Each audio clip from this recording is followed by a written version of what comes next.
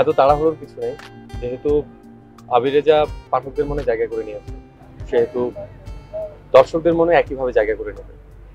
তাই চেষ্টা করব খুব অল্প সময়ে কিছু না করে একটু দীর্ঘ সময় নিয়ে কাজ করতে। ধন্যবাদ, আমার একটু যেতে হবে।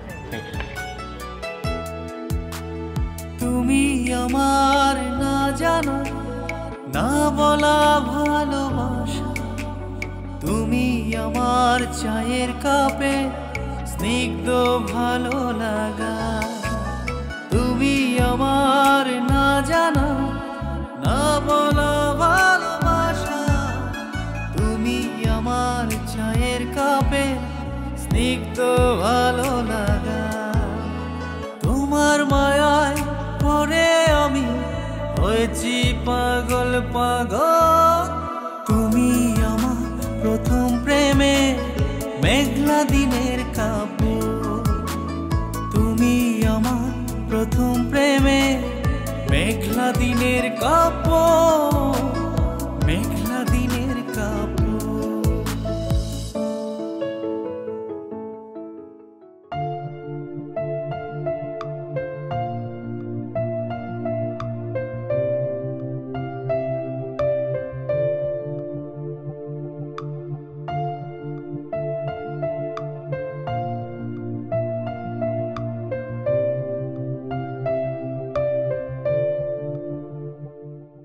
আমার লেখা নিয়ে মানুষের এক্সপেকটেশন থাকবে অনেক, সেটা পূরণ করতে পারবো তো?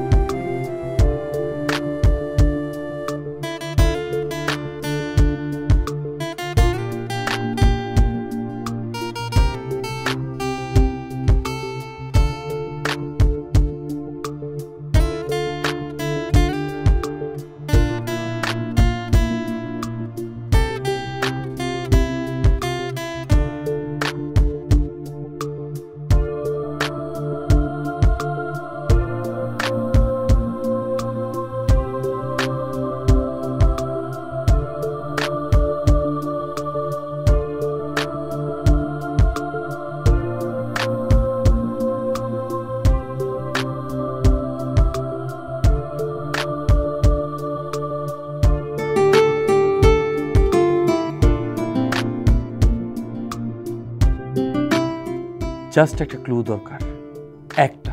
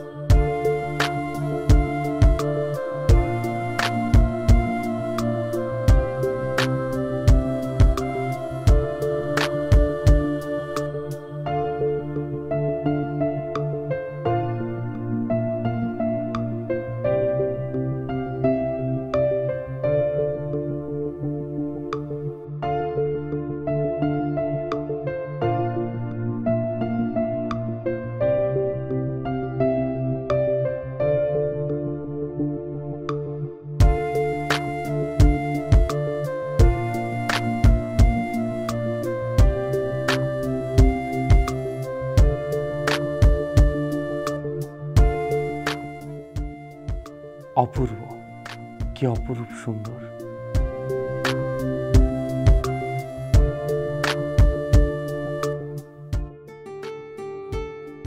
কিন্তু মেয়েটাকে এত বিষণ্ণ লাগছে কেন?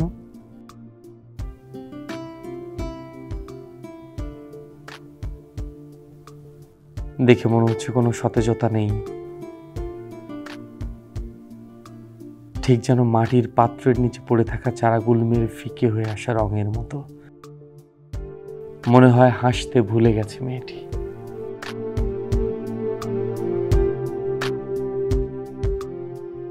পেয়েছি, হ্যাঁ, সত্যজিতের চারুলতার মতোই তুমি হবে আমার লেখা প্রথম নাটকের কেন্দ্রীয় চরিত্র। আজকের পর থেকে বেলকনি শুধুমাত্র তোমার জন্যই খোলা থাকবে।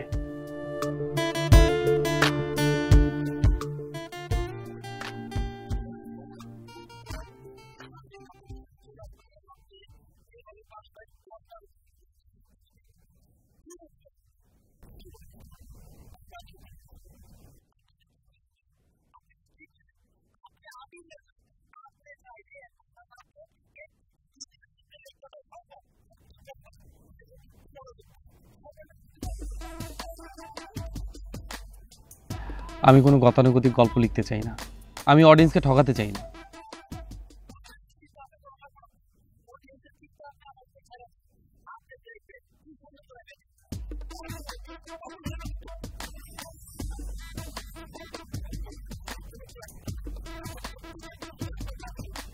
মানুষ দেখবে গল্প, যে গল্প মানুষের জীবনের সাথে মিলে যাবে, যে গল্প মানুষের মনে দাগ কাটবে।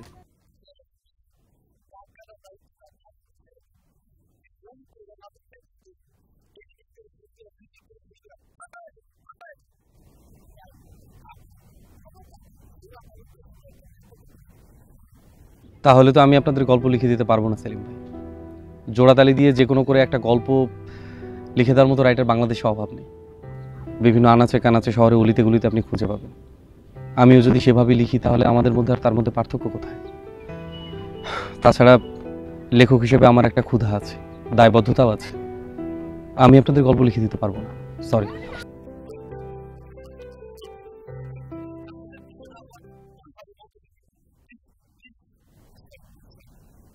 সেলিম ভাই, দর্শকদের তো আলটিমেটলি কিছু একটা দিতে হবে, তাই না? জি।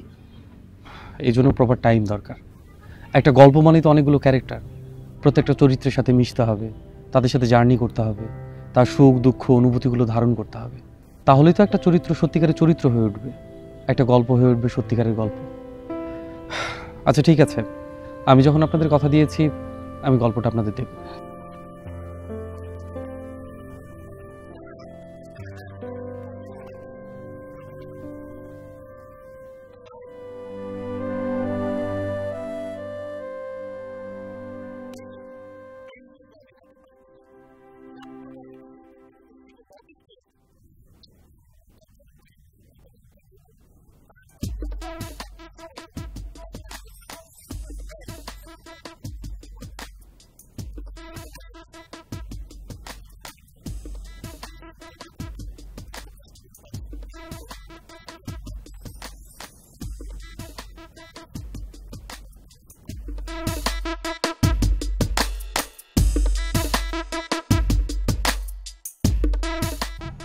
হাজার বছর ধরে আমি পথ হাঁটিতেছি পৃথিবীর পথে, সিংহল সমুদ্র থেকে নিশীথের অন্ধকারে মালয় সাগরে। অনেক ঘুরেছি আমি বিম্বিসার অশোকের ধূসর জগতে, সেখানে ছিলাম আমি আরো দূর অন্ধকারে বিদর্ভ নগরে। আমি ক্লান্ত প্রাণ এক, চারিদিকে জীবনের সমুদ্র সফেন। আমারে দুদণ্ড শান্তি দিয়েছিল নাটোরের বনলতা সেন। চুলতার কবেকার অন্ধকার বিদিশার নিশা, মুখতার শ্রাবস্ত্রীর কারুকার্য। অতি দূর সমুদ্রের পর হাল ভেঙে যে নাবিক হারায়েছে দিশা, সবুজ ঘাসের দেশ যখন সে চোখে দেখে দারুচিনি দ্বীপের ভেতর, তেমনি দেখেছি তারে অন্ধকারে। বলেছে সে, এতদিন কোথায় ছিলেন? পাখির নীলের মতো চোখ তুলে নাটোরের বনলতা সেন।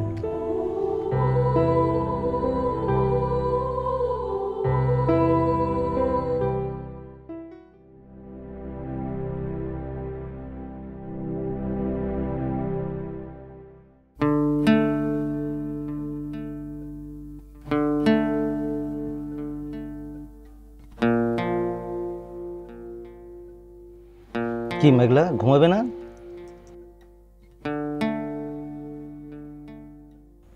অনেক রাত হয়েছে, রাত জাগলে অসুস্থ হয়ে যাবে। আমার হাতে অনেক কাজ, যাও তুমি শুয়ে পড়ো।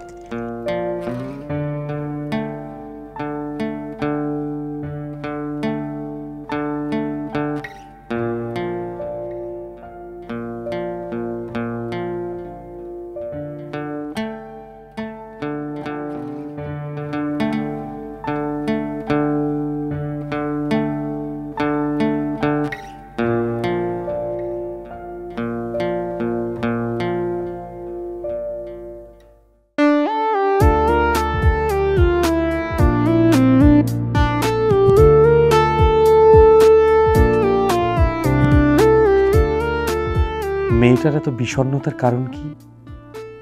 কি এমন দুঃখ আছে তার যে দুঃখের বোঝা বইতে বইতে সে ক্লান্ত?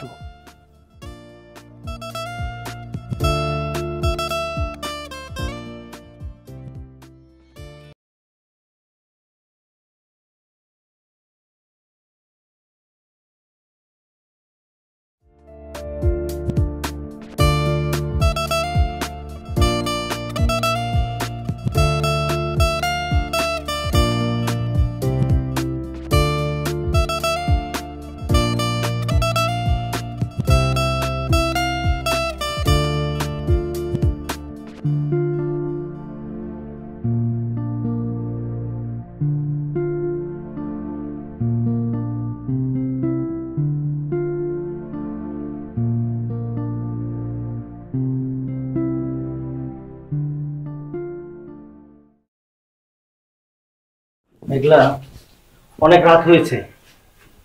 ও আজকে সারাদিন খুব কাজের প্রেসারে ছিলাম, আমি ফ্রেশ হয়ে ঘুমিয়ে যাচ্ছি। হ্যাঁ আরে আমার মেঘলা প্লিজ, আজকে আর কোনো কথাই শুনবো না। আরে রাতের খাবারটা খেয়ে তো অন্তত পক্ষে ঘুমাবা। আমি বাইরে থেকে খেয়ে এসেছি।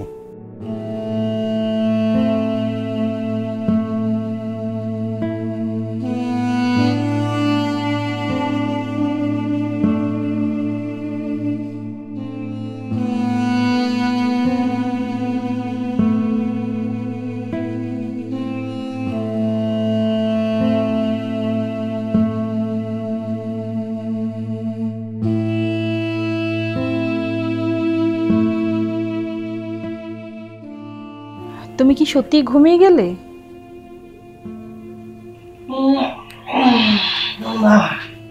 কেন বলো তো? না এমনি। ওহ, বিশ্বাস করো মেঘলা, অফিসে এত কাজের চাপ, একদম দম ফেলার সুযোগ থাকে না। বিক্রম, আজকে যেন কত তারিখ তোমার মনে আছে? এপ্রিলের 14। আজকের দিনটাতেও তোমার বাইরে ডিনার করতে হলো? আজকে বাইরে না খেলে কি খুব বেশি ক্ষতি হয়ে যেত? এভাবে বলছো কেন? আমি তাদেরকে কথা দিয়েছি, তাই আর না করতে পারি না। মেঘলা, তুমি তো জানো আমি মাঝে মধ্যে বাইরে ডিনার করি, তুমি তো কখনো আমাকে এভাবে জিজ্ঞাসা করো না। কি হয়েছে তোমার? না না, কিছু হয়নি। মেঘলা, তোমার কি মন খারাপ? না তো, আই এম অলরাইট।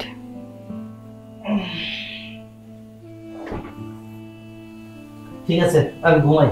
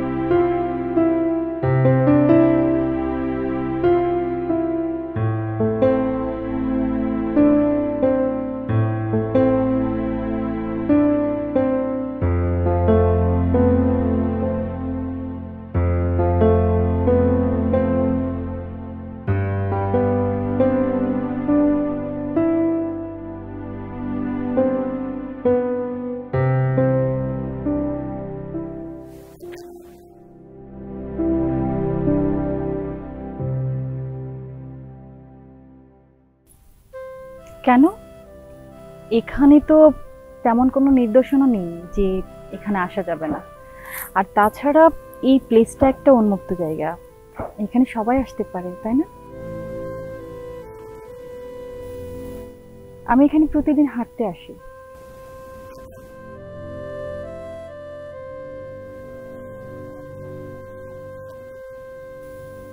আপনি এখানে প্রতিদিন আসেন?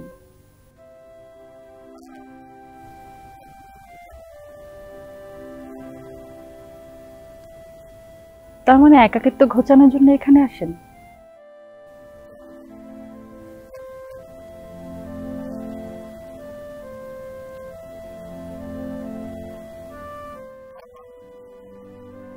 বাই দ্য ওয়ে, আপনি সেদিন যেন কি একটা বলতে চেয়েছিলেন, ওই গানের শব্দে কিচ্ছু শোনা যাচ্ছিল না। গান শেষ করে এসে দেখে আপনি চলে গেছেন।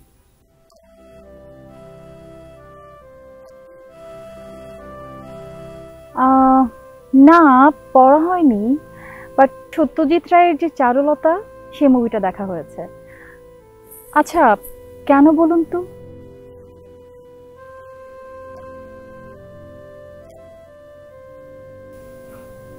চারুলতা?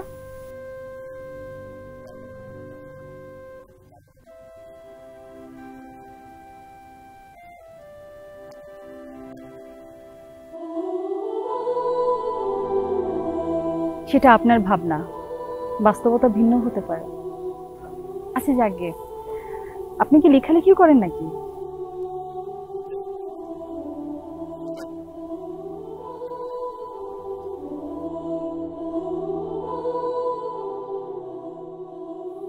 আমি আসছি।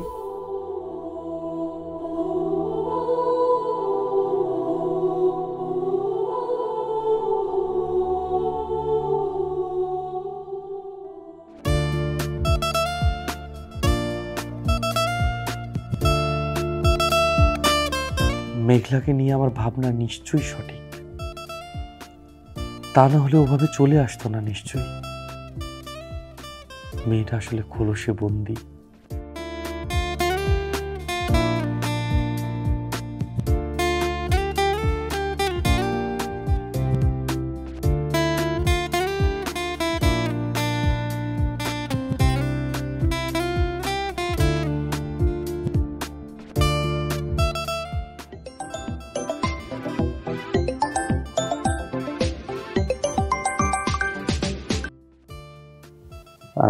সেলিম ভাই, আসসালামু আলাইকুম। জি, আমি আপনাকে ফোন দিতে চাচ্ছিলাম, আপনাদের জন্য একটা সুখবর আছে। আমি একটা গল্পের প্লট খুঁজে পেয়েছি। একটা মেয়ের গল্প, মেয়েটা আধুনিক, তবে একটা পোরখাও মেয়ে। মেয়েটির বিয়ে হয় একটা মধ্যবয়স্ক লোকের সাথে। দুজনের বয়সের পার্থক্য অনেক বেশি থাকায় মেয়েটির ছোট ছোট আকাঙ্ক্ষাগুলো চাপা পড়তে থাকে। এভাবেই চলছিল। একদিন হুট করে মেয়েটার সাথে বন্ধুত্ব হয় একটা ছেলের। এই মূলত তিনটি চরিত্রকে প্রাধান্য দিয়েই গল্প এগোচ্ছে।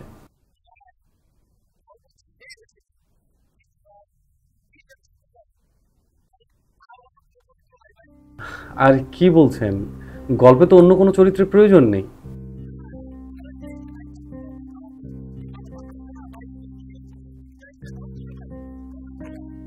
সেলিম ভাই, জোর করে কোনো চরিত্রকে ঢুকিয়ে দিলে সেটা গল্পের ভাবমূর্তি নষ্ট করে।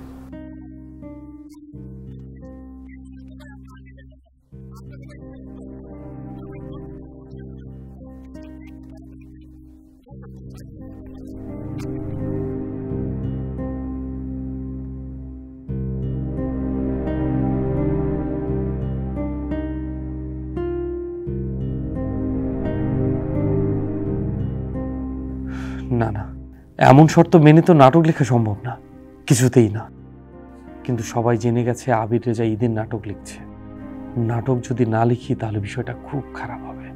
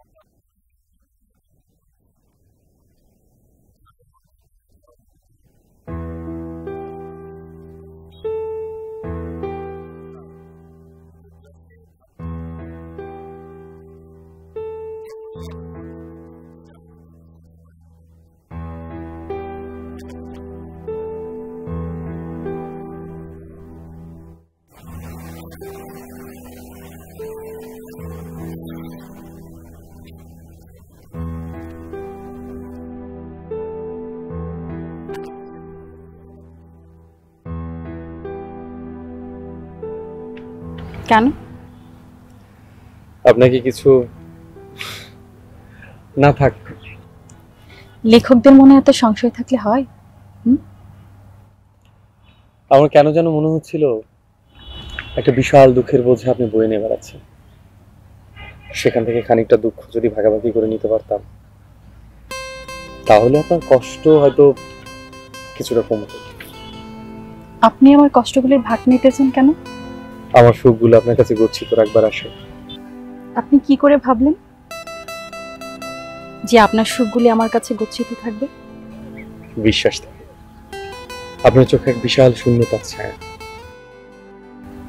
আমার সমস্ত সুখ দিয়ে হলেও আপনার সেই শূন্যতা আমি পূরণ করবার কোনো সুযোগ হাতছাড়া করতেই চাই।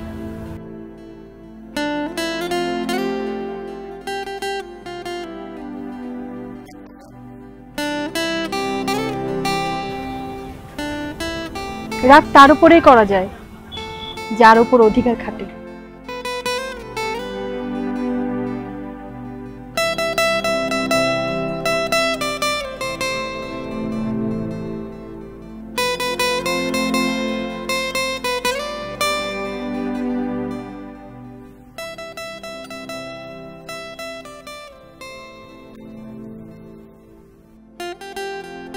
জানা আর কি কি জানেন? এতটুকুই।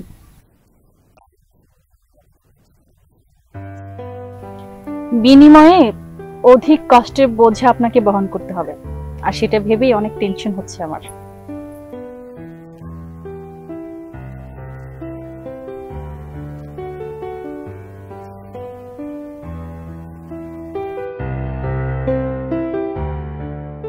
সব কষ্টগুলিকে কি ছেড়ে ফেলা যায় আবির?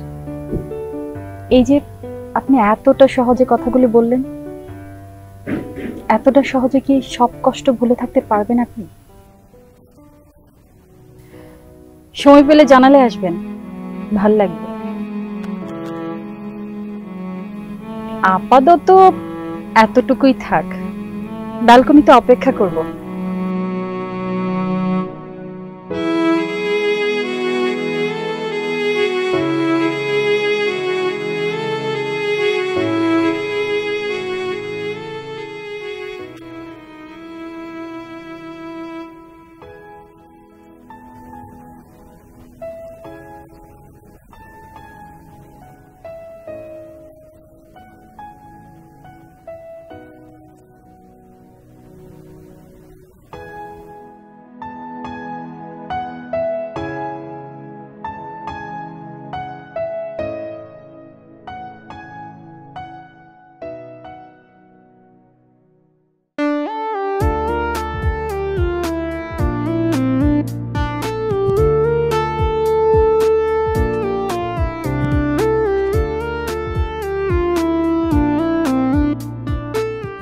আমি কৃতজ্ঞ তোমার কাছে মেঘলা।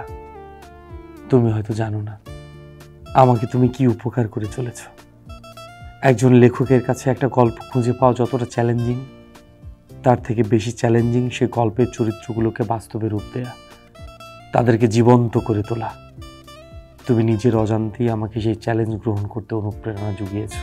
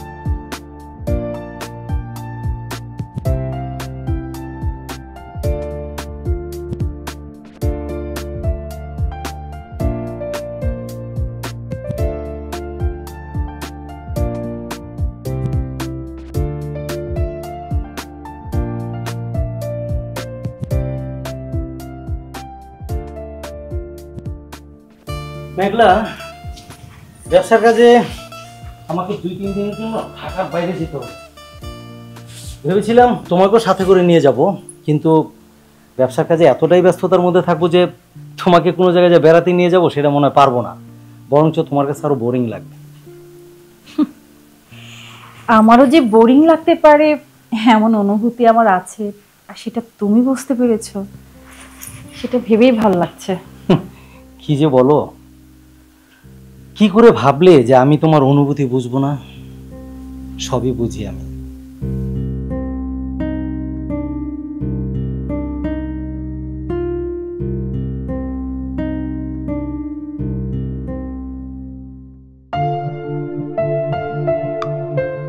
এবার তাহলে কি হবে?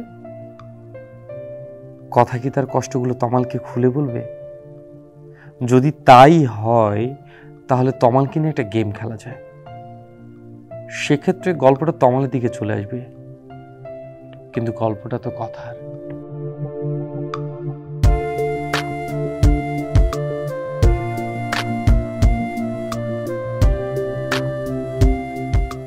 সেদিন বিকেলেই তো বারান্দায় আসার কথা ছিল, আবির তো এখনো পর্যন্ত আসলো না, ফোনেও পাচ্ছি না।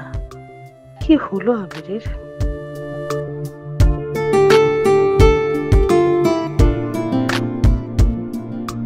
কথার মতো একটা বিবাহিত মেয়ের মনটা বিষণ্ণ থাকার কারণ কি হতে পারে?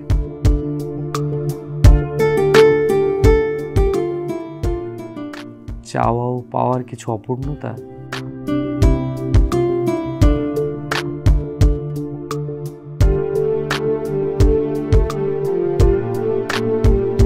তাহলে স্বামীর অবর্তমানে তমালের সাথে একটা সম্পর্ক তৈরি হলে সেটা একটা পর্যায়ে ট্র্যাজেডি সৃষ্টি হবে, যে ট্র্যাজেডির মূল কারিগর হবে কথা নিজেই।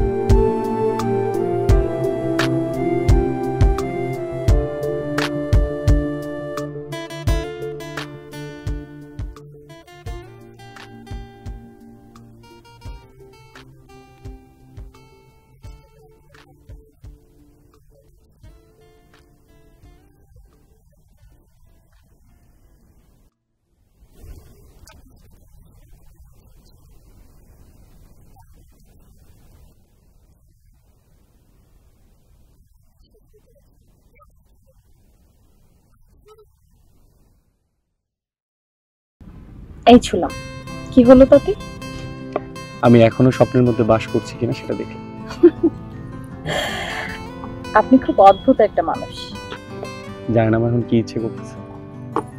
কি ইচ্ছে করছে? আমার এখন ইচ্ছে করছে পাখি হয়ে আপনার মাথার উপরে দুটো চক্কর দিতে। জিজ্ঞেস করেন কেন? কেন? কারণ আমি আপনার মুখে হাসি ফোটাতে পেরেছি। আপনি চাইলে আমাকে তুমি করে বলতে পারেন। ওকে, বলতে পারি, যদি আপনি আমাকে প্রিয় খাবারটা রান্না করে খাও। পরশু বিক্রম অফিসের কাজে ঢাকার বাইরে যাবে, আপনি চাইলে আপনাকে আমি রান্না করে খাওয়াতে পারি। তাহলে তো বায়নাটা ধরতেই হয়। আর যদি গড়িমসি করো তাহলে কিন্তু আমি সরাসরি বাসায় চলে আসবো।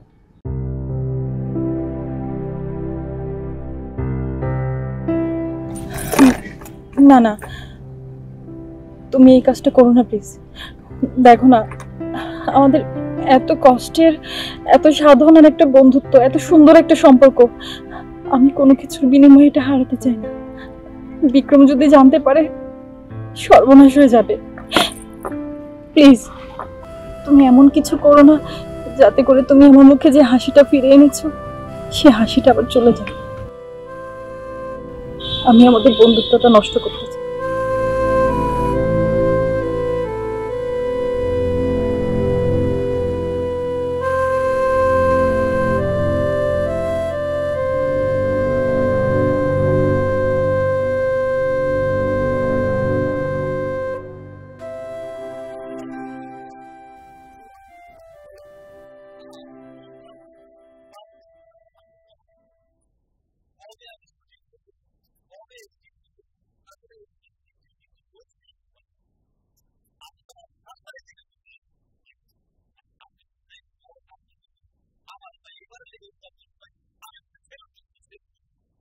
সেলিম ভাই, আমি একদম শেষ মুহূর্তে আছি, আর কয়টা মাত্র সিন বাকি আছে, আমি শেষ করে আপনাকে জানাবো।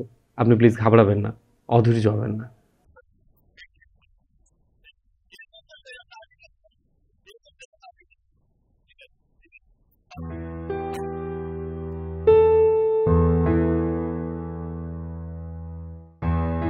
আচ্ছা, শেষটা কি করব নাটকের? আমার মনে হয় মেঘলার সাথে দেখা করাটা জরুরি, তাহলে কোনো ক্লু পেয়ে যাব নিশ্চয়ই।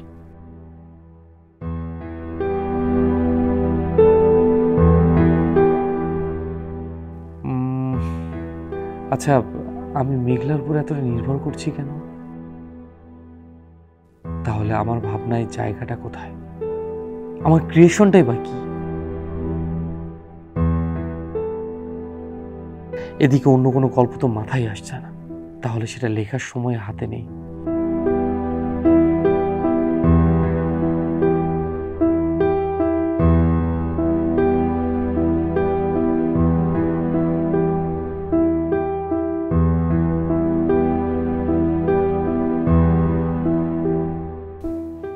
আজকের কোনো অজুহাত নাই নাকি? আজকে তোমাকে বলতে আমি সবকিছু জানতে চাই। কিন্তু সবকিছু জেনে তুমি কি করবে? শুধু শুধু বৃথা সময় নষ্ট হওয়া ছাড়া আর কিছুই হবে না। সে হবে, কিন্তু আমি সবকিছু জানতে চাই। বলো। জানো আবির, আমি ভেবেছিলাম আমার এই কথাগুলো যদি কাউকে বলি, সেটা তুমি একমাত্র মানুষ যে আমার বিশ্বাসের অমর্যাদা করবে না। আবির জানো, আমার এই কষ্টগুলি বুকের ভেতর চাপিয়ে রাখতে রাখতে কেমন যেন হাঁপিয়ে উঠেছি। আমি কাকে বলবো, কিভাবে বলবো বুঝতে পারছি না। তুমি ফুলের মতো সুন্দর মেঘলা, একটা মানুষকে বিয়ে করে নিজের জীবনের হাসিটুকু তুমি শেষ করে দিয়েছো। একটা মেয়ে কখন এই অবস্থা হয় তুমি জানো? আমি জানি তুমি জানো, কারণ তুমি লেখক মানুষ, তুমি মানুষের চোখের ভাষা বুঝতে পারো। কিন্তু সবসময় সব ধারণা তো সঠিক নাও হতে পারে। জানো আবির, বাবা মাকে খুশি রাখতে গিয়ে নিজের ইচ্ছার বিরুদ্ধে গিয়ে বিক্রমকে বিয়ে করেছিলাম। বিক্রমের ভালোবাসায় এতটাই মুগ্ধ হয়েছিলাম যে আমি ভুলেই গিয়েছিলাম ওইসব কথা। সন্তান জন্ম দেওয়ার সময় বিক্রমের আগে স্ত্রী মারা গেল। বিক্রম যখন আমাকে কাছে পেল, আমাকে পাগলের মতো ভালোবাসতে শুরু করল। কিন্তু কয়েক মাস যাওয়ার পর বিক্রম ব্যবসার প্রতি এতটাই ঝুঁকে পড়ল যে আমাকে সময় দেওয়ার কথা একেবারেই ভুলে গেল। আমি অনেকবার অনেকভাবে বোঝানোর চেষ্টা করেছি, কোনো লাভ হয়নি। জানো আবির, আমার এই বুকের ভেতর না কষ্টগুলো চাপিয়ে রাখতে রাখতে মাঝে মাঝে মনে হয় নিজেকে শেষ করে দিই। বলার মতো কেউ নেই, বাবা মাকেও কখনো বলিনি, ওনারা মনে কষ্ট পাবে। বিক্রম তো আমার এই বয়সটা অনেক আগেই পার করেছে, সেই জন্য হয়তো আমার এই কষ্টগুলি বিক্রম বোঝে না, তার কাছে মূল্যহীন। আমার কি করা আছে বলতো? আমি কি করতে পারি? কারো কাছে বলতেও পারি না। এই নিঃসঙ্গতা আমাকে পড়ে পড়ে খায়। আমার ছোট ছোট চাহিদাগুলি পূরণ করার কেউ নেই। আমার এই মন না ঘরের ভেতর আটকে রাখতে পারি না। আমার মন চায় আমি পাখির মতো উঠতে পারতাম। আমি কি করব? কি করার আছে আবির বলো? সারাক্ষণ নিজেকে মানিয়ে রাখতে চেষ্টা করি, এভাবেই হয়তো আর বাকি জীবনটা চলে যাবে। কিছু করার নেই। ও বাই দ্য ওয়ে, দেখো না, আমি সে কখন থেকে নিজে নিজে বকবক করেই চলেছি, তোমাকে কোনো কথা বলতেই দিচ্ছি না। আচ্ছা বলো তো, তোমার লেখার কি খবর? নাটক লেখা শেষ হয়েছে? মাত্র 2-1টা দৃশ্য বাকি আছে মেঘলা। আজকে যা কিছু জানতে পেরেছি, আশা করি নাটকটা শেষ হয়ে যাবে খুব দ্রুত। মানে? মানে তুমি বুঝবে না। ও হ্যাঁ, তোমার জন্য একটা সারপ্রাইজ আছে। এটা আজকে নয়, এটা আরেকদিন বল। যেদিন সারপ্রাইজ দেব সেদিন তুমি সেই প্রশ্নের উত্তর পেয়ে যাবে। আচ্ছা ঠিক আছে।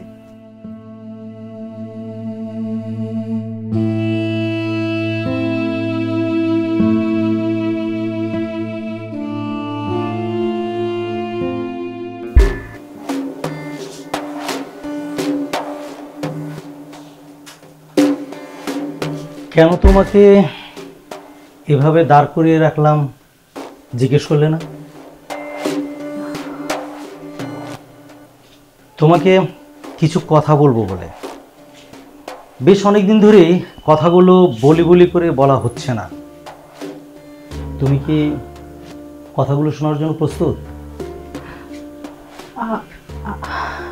আমাকে বলবে? বলো, কি বলতে চাও? কথাটি হলো, তুমি যে ছেলেটির সাথে বেলকনিতে দাঁড়িয়ে কথা বলো, বাহিরে গিয়ে দেখা করো, সেই ছেলেটিকে ফোন দিয়ে বাসায় আসতে বলো। মানে কি বলছো তুমি? লুকোনোর চেষ্টা করো না। আমি সব সময় তোমাকে ফলো করেছি, অতএব আমি চাইবো কোনো ছলচাতুরি করবে না। তুমি তাকে ফোন দাও, এখানে ভয়ের কিছু নেই। তুমি তাকে ফোন দিয়ে বাসায় আসতে বলো। আমি যে তাকে আসতে বলেছি এটা কিন্তু তার কাছে বলার দরকার নেই। ফোন দাও, নাও, বলো, কথা বলো। আহা, বললাম না ভয় পাওয়ার কিছু নেই। ফোন দাও, ফোন দিয়ে তাকে আসতে বলো।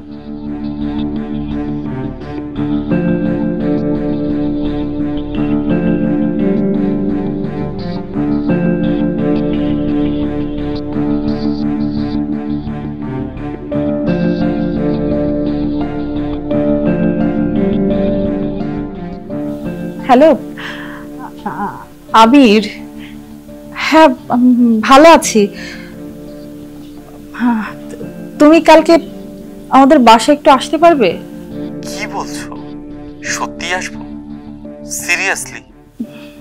হ্যাঁ সিরিয়াসলি বলছি, তুমি কিন্তু অবশ্যই আসবে। রাখছি, বাই।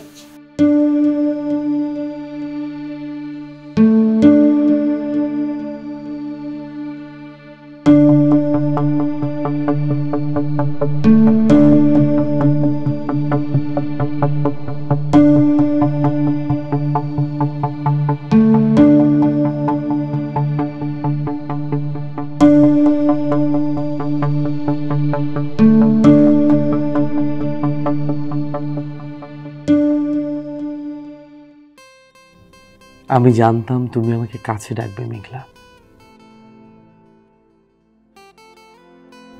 আগামীকাল হবে তোমার আমার পথ চলার নতুন অধ্যায়ের শুরু। অপরদিকে তোমার আর আমার এই গল্পের মতো নাটকের শেষ দৃশ্যটি হবে তমালের সাথে কথার মিলন। আমি চিরকৃতজ্ঞ মেঘলা তোমার কাছে।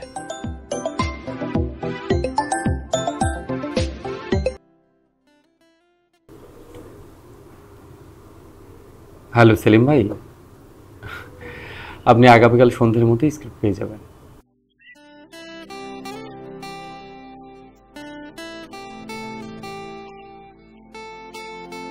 আচ্ছা ঠিক আছে, ভালো থাকবেন।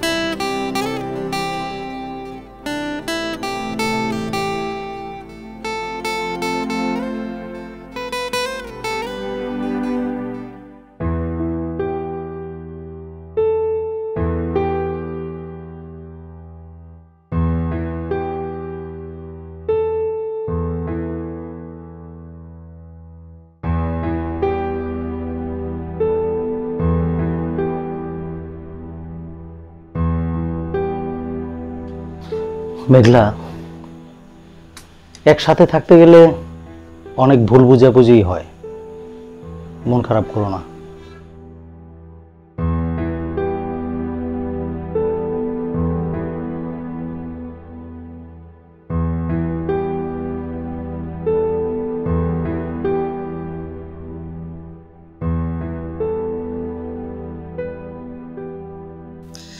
হাই, আমি বিক্রম।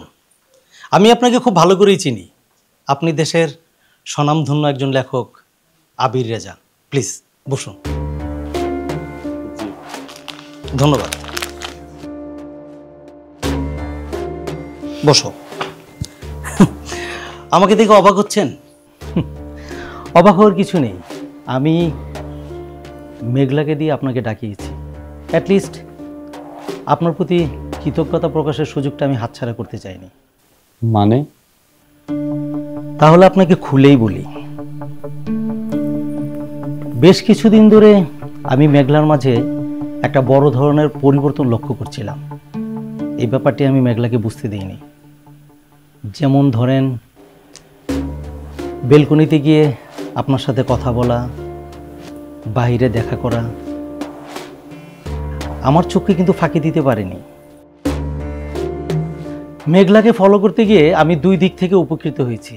এক হচ্ছে ওর একাকিত্বে ভোগার বিষয়টা আমি অনুধাবন করতে পেরেছি, আর দ্বিতীয়ত হচ্ছে একাকিত্বে ভোগা একজন মানুষের জীবনে একটা ভালো বন্ধু কতটা প্রয়োজন সেটা আমি বুঝতে পেরেছি। আপনি আমার চোখ খুলে দিয়েছেন। আপনাকে ধন্যবাদ দিয়ে আমি ছোট করব না। আমি আপনার প্রতি চিরকৃতজ্ঞ। আসলে দেখুন, আমি একজন ব্যবসায়ী। ব্যবসা নিয়ে এতটা ব্যস্ততার মধ্যে থাকি, সেই অর্থে মেঘলাকে একবারেই আমি সময় দিতে পারি না। এজন্য মেঘলার মনে যেই বিরূপ প্রতিক্রিয়া সৃষ্টি হয়েছে সেটাও আমি কখনো ভেবে দেখিনি। আমার মনে হয় মেঘলার জায়গায় অন্য কেউ থাকলেও সেম জিনিসটাই ঘটত। আপনি ভালো বন্ধু হয়ে সময় দিয়ে মেঘলার পাশে দাঁড়িয়েছেন, এই জন্য সত্যি আমি আপনার প্রতি চিরকৃতজ্ঞ।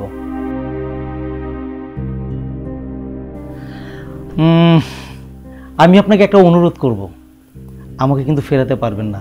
আমার অনুরোধটা রাখবেন প্লিজ। অনুরোধ? কিসের অনুরোধ? এতদিন আপনি মেঘলার বন্ধু হয়ে পাশে ছিলেন, আজ থেকে শুধুমাত্র মেঘলার বন্ধুই না, আমারও বন্ধু।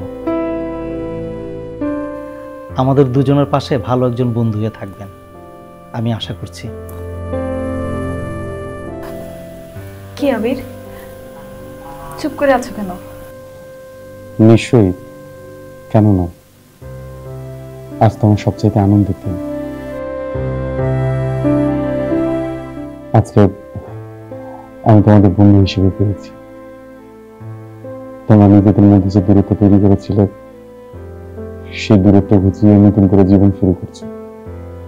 আমি সেই যাত্রার সঙ্গী হতে পারছি। বন্ধু হিসেবে চাইতে পরম পাওয়া আমার কাছে আর কি হতে পারে। আমি আজকে অনেক খুশি। আমি আজকে উঠি, আমার লেখার একটু চাপ আছে। আপনিও ভালো থাকবেন। Best of luck.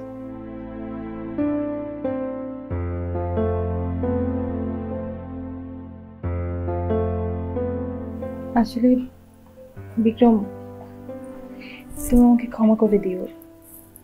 আমি আসলে বুঝতেই পারিনি তুমি এত ভালো মনের একটা মানুষ। অন্যায় যা করেছি আমি করেছি, কিন্তু তুমি এত সহজে ক্ষমা করে দেবে বুঝতেও পারিনি।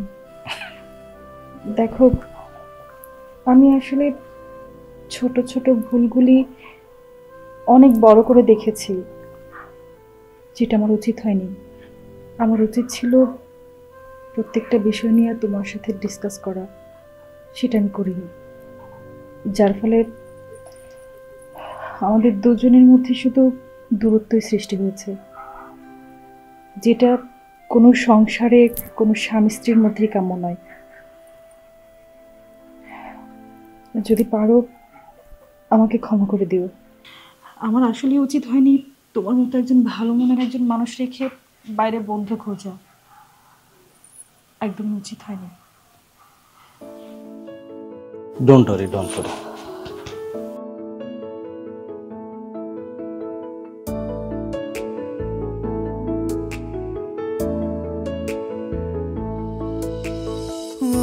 ও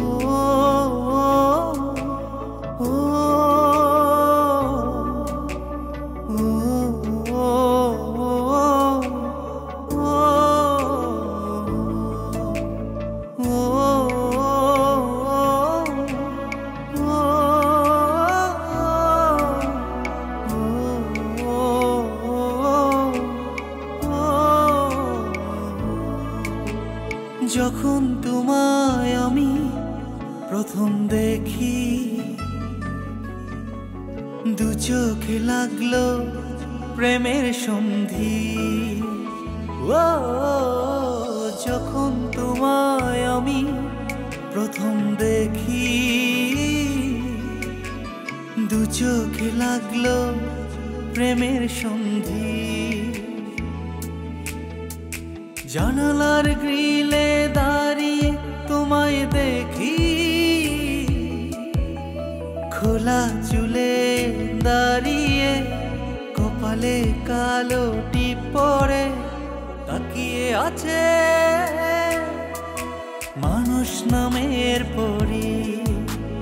তাকিয়ে আছে মানুষ নামের পরি।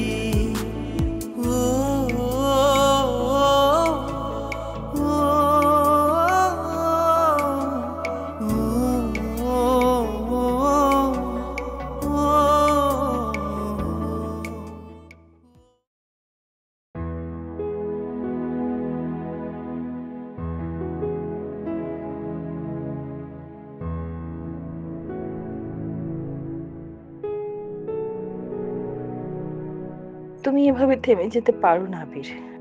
সুন্দর জিনিসকে সুন্দর করে দেখার ক্ষমতা তোমার আছে। আলো পাবার আশায় বসে থেকে যদি প্রকৃতির নিয়মে সূর্যের দেখা না পাও, তবে কি তুমি আলোর সন্ধান করবে না? অন্ধকারের মাঝেও আলো খোঁজার আকাঙ্ক্ষা খুব কম মানুষের থাকে। আমার বিশ্বাস তাদের মধ্যে তুমি একজন। নাট্যকার হিসেবে প্রথম অভিনন্দন আমি তোমাকে জানাতে চাই আবির। সে সুযোগ থেকে তুমি আমাকে বঞ্চিত করবে না।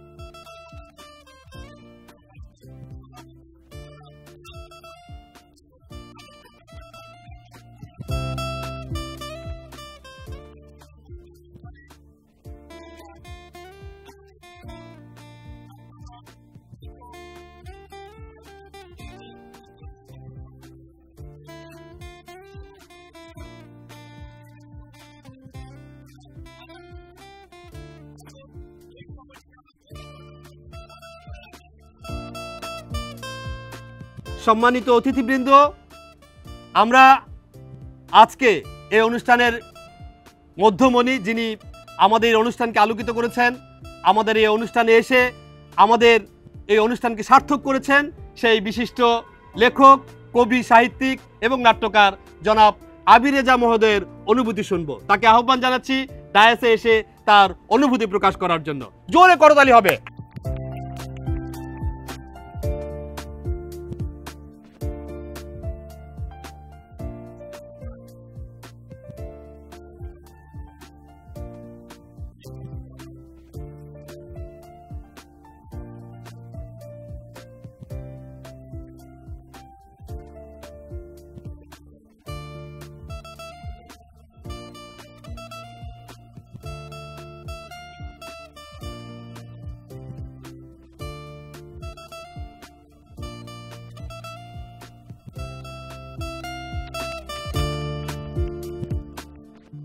তুমি আমার না জানা না বলা ভালোবাসা, তুমি আমার চায়ের কাপে স্নিগ্ধ ভালো লাগা, তোমার মায়ায় পরে আমি হয়েছি পাগল পাগল।